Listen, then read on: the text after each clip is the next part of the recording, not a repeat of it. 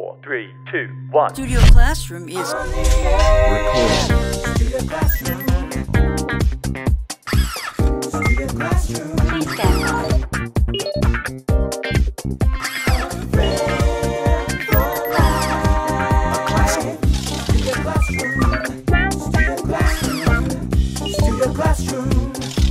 Studio Classroom is on the air. Well, hey there and welcome to Studio Classroom on the air. We are glad that you are here, friends. My name is Gabe. And I'm Anne-Marie.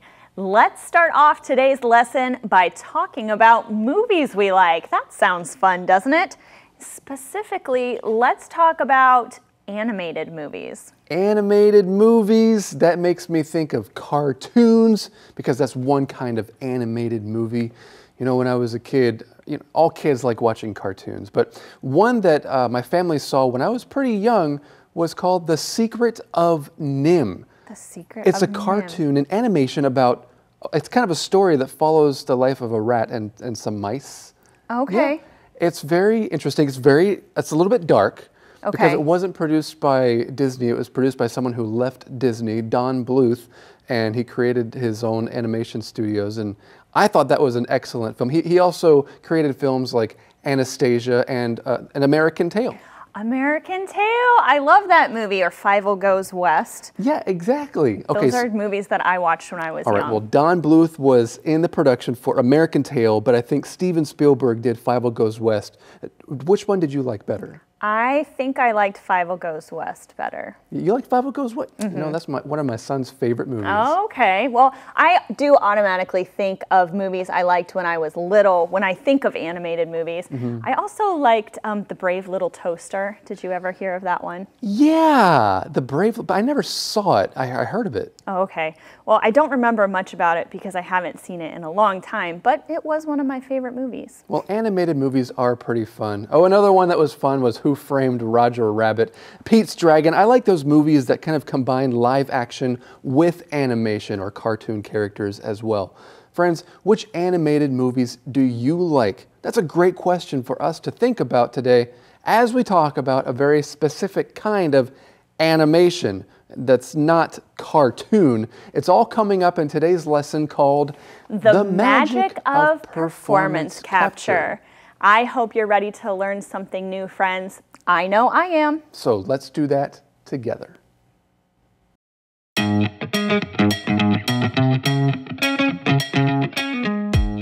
The magic of performance capture. You won't believe your eyes. When you watch a movie, can you tell the difference between animation and live action? It used to be easy, but now filmmakers can combine the visual possibilities of CGI animation with the emotional power of a human actor's performance. Audiences now see real actors performing in costumes and makeup that were added digitally after filming through the use of performance capture technology. Performance capture, aka motion capture or mocap, records and digitizes the movement of an object or person. This involves placing dozens of sensors, called markers, all over the actor's body, especially on the joints.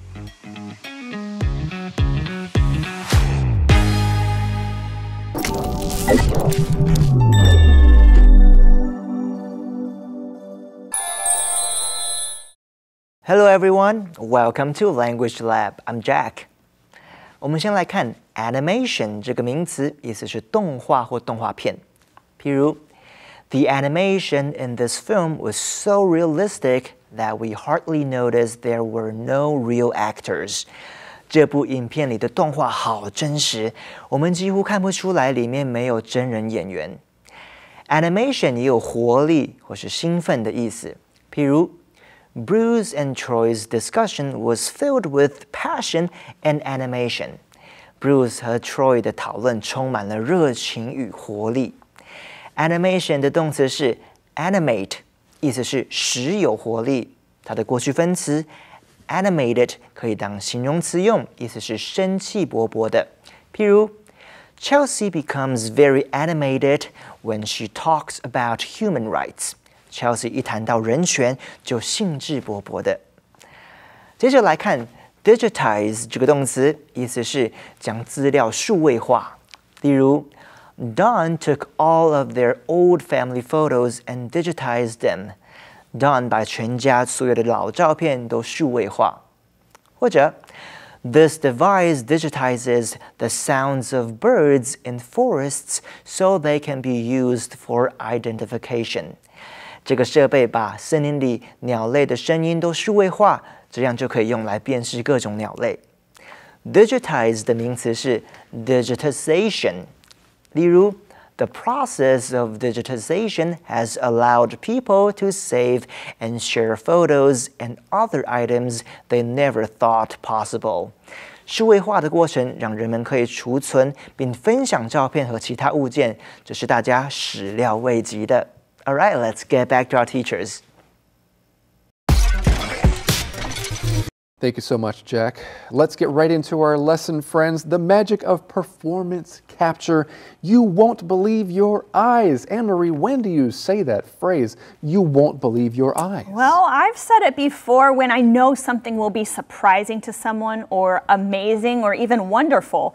And I think in our lesson today, we're going to find something very surprising and almost magical that will make people not believe their eyes. Yeah, well, you might see something, but not be exactly sure what you're seeing, or maybe you think you're seeing one thing, but you're actually seeing something else. We read here, when you watch a movie, can you tell the difference between animation and live action? Before we talk about that sentence pattern, let's talk about the word watch. When you talk about a movie, Anne-Marie, do you say I watch a movie, or I look at a movie, or I see a movie? Well, this is something that commonly trips students up, right? Watch, see, and look at.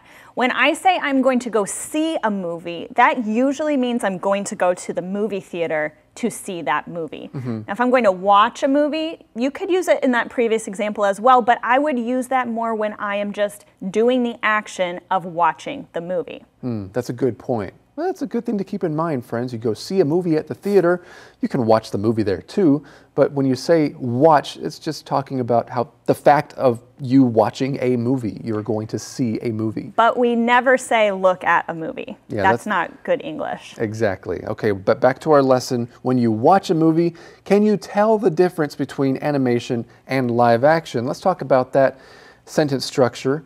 To tell the difference between one thing and another. That means to recognize the things that make one thing different from the other. That's right, and animation and live action are generally two things that are very different, but it sounds like with what our lesson is talking about today, performance capture, it might be hard to tell the difference. Let's see what it says. It used to be easy, but now filmmakers can combine the visual possibilities of CGI animation with the emotional power of a human actor's performance. All right, CGI, I've heard that acronym here for a while, but what does that actually mean, Gabe? Well, of course, it stands for Camel Giraffe International, Oh, CGI. I had no idea. Yeah, it's Camels Giraffe International. That's, That's not right. So related to it. No, you're right. It stands for Creative Geniuses Incorporated. Also not correct. But closer to the truth. Is it? Right, because it takes a creative genius to do something like CGI and make it so that we can't tell that it's CGI. That's true. Because what does it really stand for? It stands for computer-generated imagery. Ah, computer-generated imagery. Got it. All right, so we continue learning here. Let's jump down to the next paragraph where we read performance capture, aka motion capture or mocap, records and digitizes the movement of an object or person. This involves placing dozens of sensors called markers, as you can see in this picture, all over the actor's body, especially on the joints. All right, well, different studios make different kinds of movies and programs, and we are going to find out about a few of them in today's InfoCloud.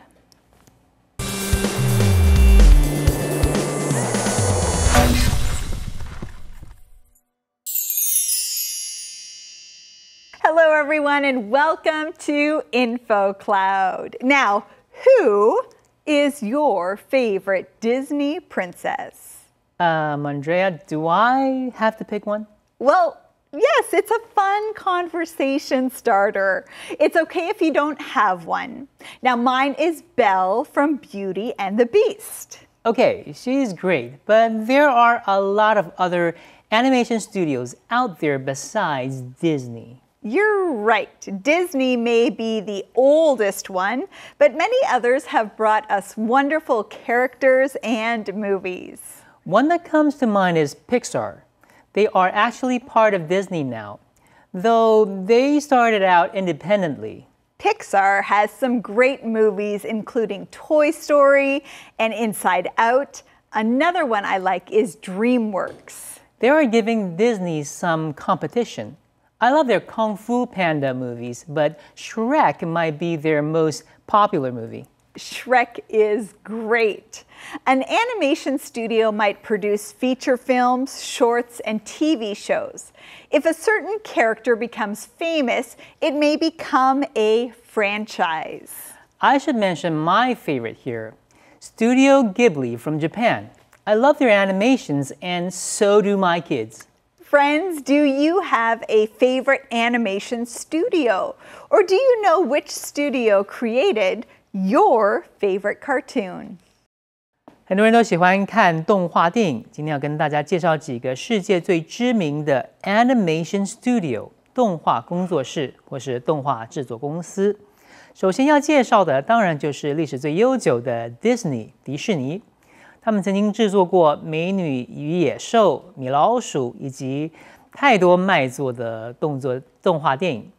另外，已经变成 Disney 旗下子公司的 Pixar 皮克斯，曾经推出大受欢迎的 Toy Story、玩具总动员和 Inside Out 脑筋急转弯等等的作品。再来还有曾经制作过 Kung Fu Panda 功夫熊猫和 Shrek 史瑞克的 DreamWorks 梦工厂。除了美国之外，日本的 Studio Ghibli 吉卜力也推出过脍炙人口的龙猫、魔法公主、神隐少女等等的经典作品。这就是今天的 InfoCloud， 我们下次云端见。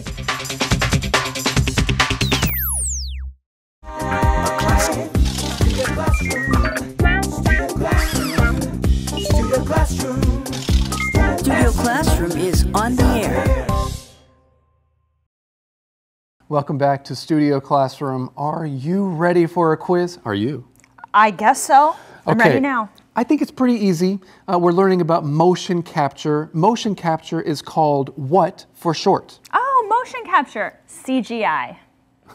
I mean, yeah, that's a type of, they're using CGI to create motion capture. Oh. But it kind of sounds like some of the words motion capture for short. Motion capture. Mocap. Yeah, exactly. Mocap. Well, let's continue to learn about how mocap works right now.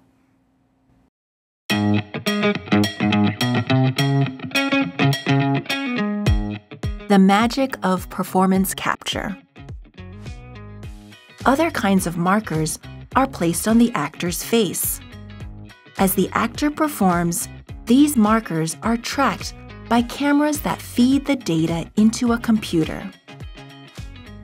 Animators then use software to create digital models with this data.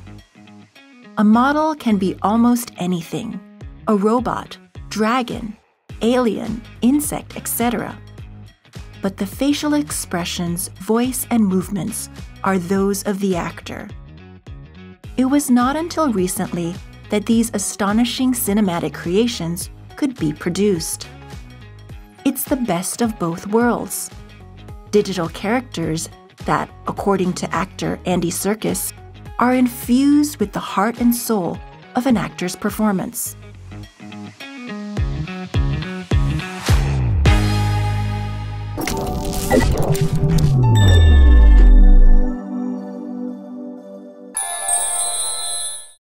OK， 来看 cinematic 这个形容词，意思是电影的。譬如 Chris Pine's cinematic debut made him an immediate start. 克里斯·潘恩在影坛的首次演出让他立刻成为一个明星。或者是 Watching a Spielberg movie is a cinematic adventure. 看史皮伯执导的电影，简直就是一场电影历险记。再举个例句 ：The Sound of Music is considered one of the best cinematic ventures of its day. 电影《真善美》在当时被视为最棒的商业电影之一。最后来看 infuse 这个动词，意思是使充满或是注入。譬如 My favorite author infuses his books with adventure and realism. 我最喜欢的作者在他的书中注入了冒险和写实。或者是 You can infuse the flavor of this herb in the soup by cooking the soup at a low temperature for 2 hours. 用低温把汤煮2小时，就能把香草的味道熬进汤里。Infuse 也有鼓舞或是激励的意思。譬如 The coach infused his basketball team with hope and enthusiasm, and they went on to win the game. 这位教练用希望和热情鼓舞他的篮球队，他们后来就赢了那场比赛。Okay, let's get back to our teachers. Thanks, Jack. Those example sentences were just infused with so much information. Let's get back to our lesson here today. Other kinds of markers are placed on the actor's face. So we're talking about these sensors called markers placed all over the actor's body, especially the joints. And here we're learning about how they're placed on the face as well. As the actors perform, these markers are tracked by cameras that feed the data into a computer.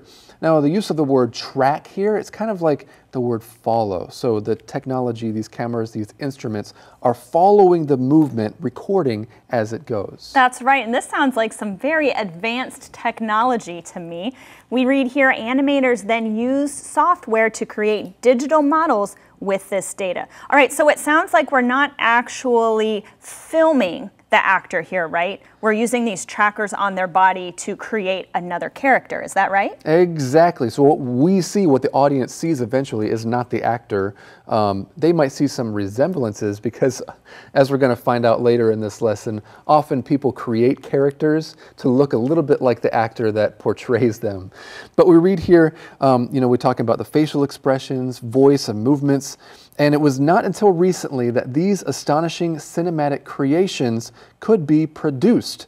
It's the best of both worlds, digital characters and an actor's performance. Let's take a look at the phrase, if something is the best of both worlds. It's a situation in which you can enjoy the advantages of two very different things at the same time. For example, maybe you want to have pizza for dinner, but your friend wants to have spaghetti.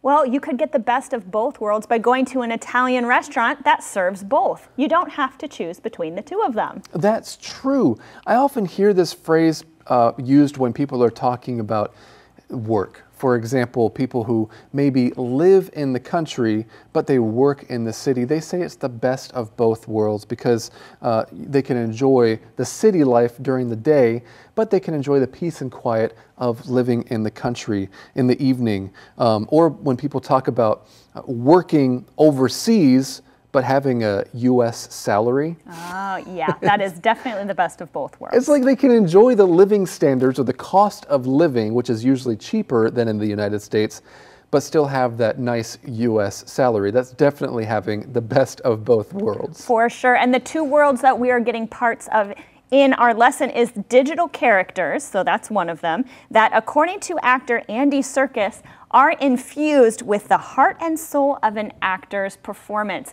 And right here behind me, you see a picture of Andy Serkis. He is a very important player in this world of performance capture. He has played many, many different characters through motion capture. It's true, and we're going to see just some of those roles that he has played in tomorrow's part of our lesson. Actually, I think he was kind of a pioneer with motion capture, as we're going to find out. I like that word pioneer. That has the idea of being the first one to do something or trying it out for the first time. Yeah, and friends, if you have not taken a look at the next part of our lesson, maybe you can guess which character Andy Serkis played, which role really brought motion capture into the spotlight. spotlight, just take a look at his face, because they did try to create this character based somewhat on his face, to resemble his face.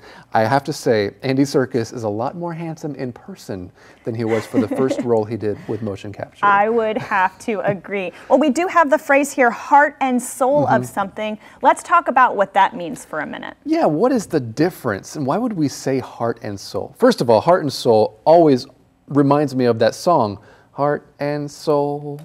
I fell in love with you, dun, dun, dun. Right, but there is a difference, a slight difference between when we talk about someone's heart and soul. When I think of heart, I think of someone's passion. When I think of soul, I think of maybe the essence of what they can do or what they believe that they're trying to communicate. That's right, putting your heart and soul into a performance is very important as an actor. Well, we have another phrase to learn about today, so let's go right now to today's Biz Buzz.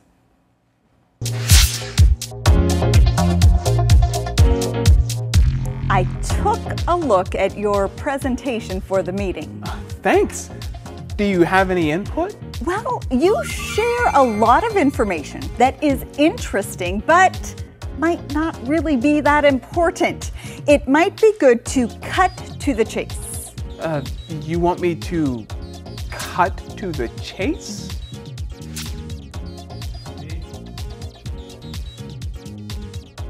Yes, cut to the chase.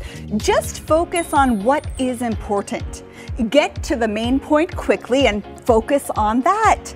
Cut to the chase. Ah, yes. Cut to the chase. Focus on what is important. Huh. So that's what it means. Yes? What did you think it meant? Well, cut, chase. Tell you what, let's cut to the chase and focus on what's important. I'll cut this first point here and maybe the third point too. Okay. What about down here? Thank you so much, Andrea. Cut to the chase is a really interesting phrase. You know, I wonder where that phrase came from. You know, Anne-Marie, I had actually looked that up recently. Oh, perfect. Can you tell us what it means? Yeah, cut to the chase is actually a movie reference, or it came from movies, from the silent film era. Have you ever seen a silent film? It was all in black and white, and they didn't have sound at the time. Oh, so they like put the words on the screen after you see the actors' mouths move? Exactly. Yeah. Okay, so there were often chase scenes in those movies. Now, when you think of a chase scene today in 2021, what kind of scenes do you think of? Really exciting. Yeah? Fast. You probably think of cars too, right? Cars, yeah. Like car chases. Well, the chases referred to with cut to the chase was actually people chasing each other.